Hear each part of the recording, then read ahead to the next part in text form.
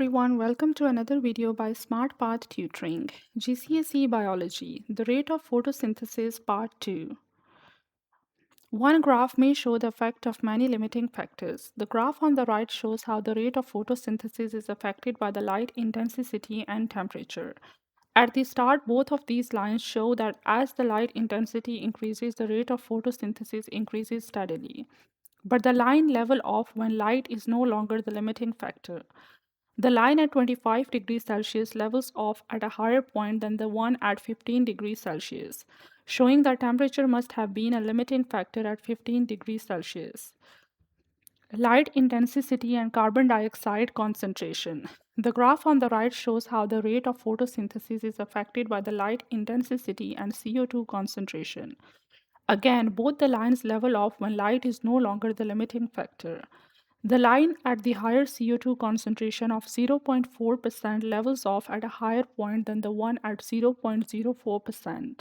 This means CO2 concentration must have been a limiting factor at 0.04% CO2. The limiting factor here isn't temperature because it's the same for both lines, 25 degrees Celsius.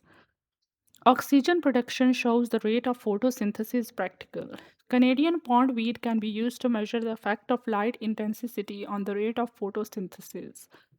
The rate at which the pondweed produces oxygen corresponds to the rate at which it photosynthesizing. The faster the rate of oxygen production, the faster the rate of photosynthesis.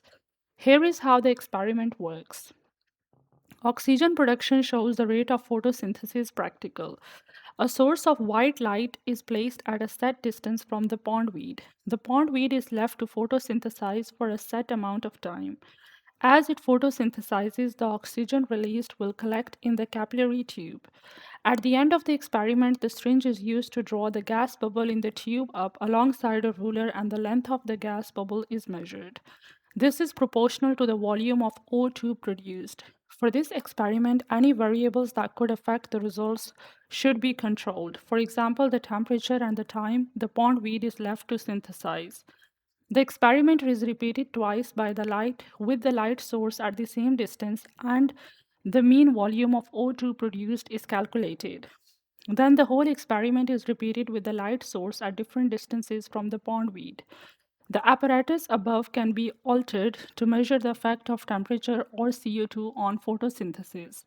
To test the effect of pondweed, the pondweed can be put into a water bath at a set temperature, or a measured amount of sodium hydrogen carbonate can be dissolved in the water, which gives off CO2. The experiment can be repeated with different temperatures of water or concentrations of sodium hydrogen carbonate. Thank you for listening.